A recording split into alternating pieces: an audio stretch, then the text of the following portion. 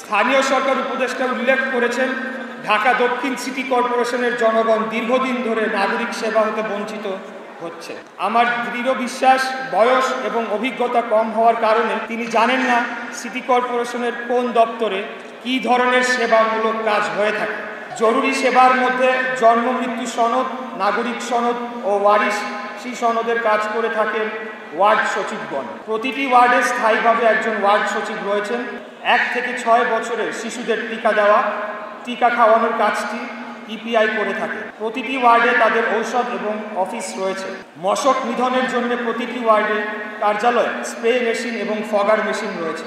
ভান্ডার বিভাগ থেকে তারা ইনসেকটিসাইড এবং লার্ভিসাইড নিয়ে তারা স্প্রে এবং ফগিং করছে, এইটি চলমান রয়েছে। ডেঙ্গু, চিকুনগুনিয়ার জন্য বর্তমানে নাগরিক সচেতনতা বৃদ্ধির জন্য প্রতিটি ওয়ার্ডে কমিটি গঠন করে দেওয়া হয়েছে। সিটি কর্পোরেশনের জরুরি কাজে ব্যাঘাত ঘটে থাকলে 12 ঘন্টার মধ্যে শহরের কোরবানির বর্জ্য অপসারণ করা সম্ভব হতো না।